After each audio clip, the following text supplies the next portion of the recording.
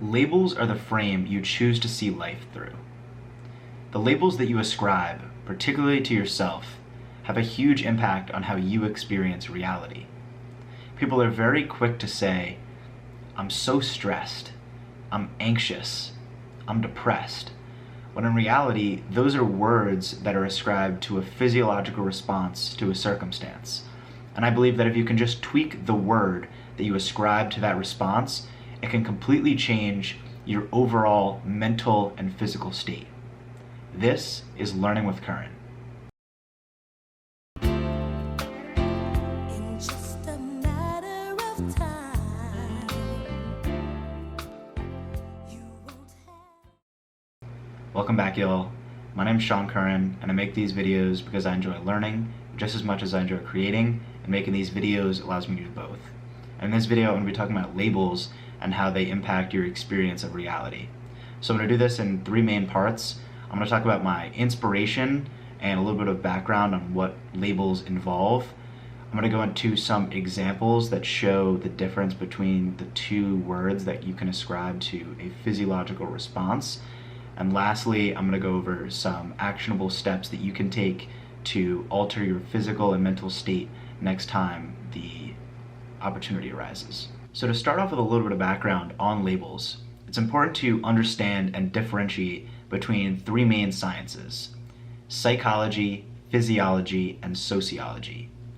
Psychology is the study of the human mind and behavior, while physiology is the study of how your cells, your organs, and tissues carry out functions throughout your whole body, your whole system.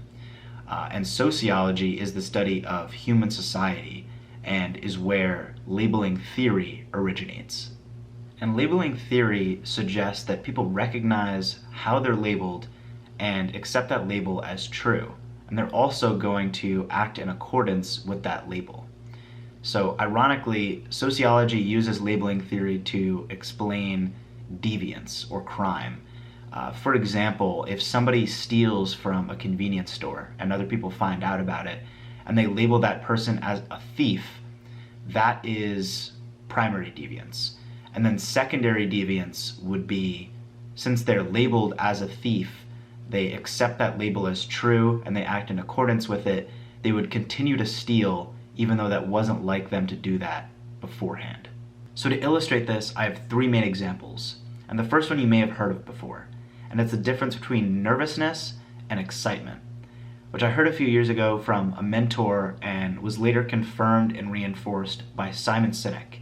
And I've been able to implement this before going on interviews and public speaking, which has completely transformed the way that I perform. And the physical stimulus between nervousness and excitement are near identical.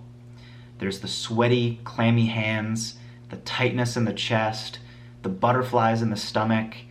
The mind and thoughts are racing everywhere, and you have the choice to ascribe the word nervous or ascribe the word excited to that physical stimulus. If you decide to use nervous, you're likely to experience fear and anxiety, and that physical stimulus will likely increase. While if you decide to use excited, you're more likely to experience energy and enthusiasm, which will have a positive effect on your performance. So in situations like interviews, like big presentations, like having tough conversations, if you can just switch the word that you use, excited versus nervous, your outcome will completely change. And this brings me into my next example. The second example is stress versus challenge. And the physical stimulus for these is also near identical. There's the tightness in the chest, arms, and legs. There's the increased heart rate. There may be sweating involved. And once again, the word or label that's ascribed to this physical stimulus is the determinant of the outcome. So if we ascribe the word stress to this physical stimulus, we're more likely to experience overwhelm and anxiety. And similar to the first example, using a negative label will amplify the physical stimulus. And this differs from the first example in that now there's not only negative mental health effects, But there's also negative physical health effects when we ascribe this negative label. And this comes through in high blood pressure, increased likelihood of heart disease, depression, anxiety, and a bunch of other things that are now coupled in with this negative label of stress. But if we flip this and instead use challenge as a positive label associated with this physical stimulus, it completely changes the physical and mental response. Challenge is associated with opportunities for growth and achievement, which is linked to motivation. And I made a video about this a few weeks ago relating frustration to understanding. And one of the most important parts of that video is that when the physical stimulus arises, you can respond and almost make it a habit of having it be a positive reaction. So using excitement instead of stress to define it is one habit that you could form consistently. And that would result in your ability to overcome adversity, be resilient, and one of my favorites is build confidence. And that all comes from switching the label that we use to describe the physical stimulus. I have one last example that I think will hit home. The last example that I have is sadness versus nostalgia. And the physical stimulus between these two is surprisingly similar in that there's a heaviness in the chest, and it also involves similar parts of the brain in the amygdala, which is involved in emotional processing, and the hippocampus, which is involved with memory retrieval. And this physical stimulus usually occurs after you experience a memory of your past self, and it's usually a positive experience, and you think of better days.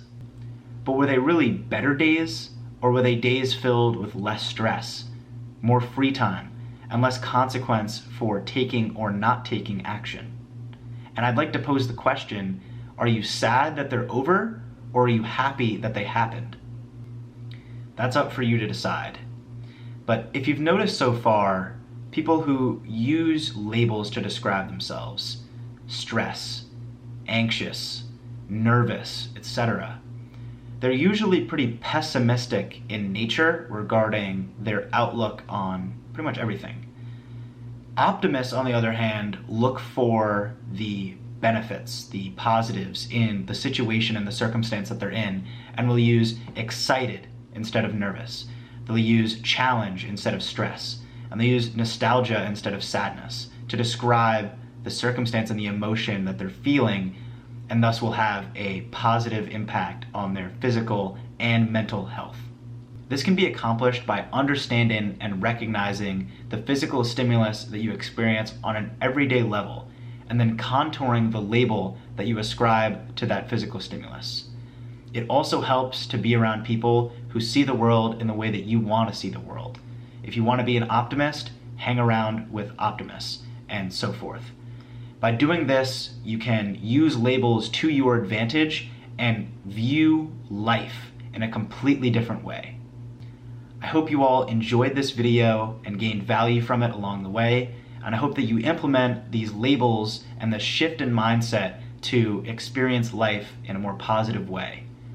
Thank you for watching this video, and I'll see you again in the next one. Peace.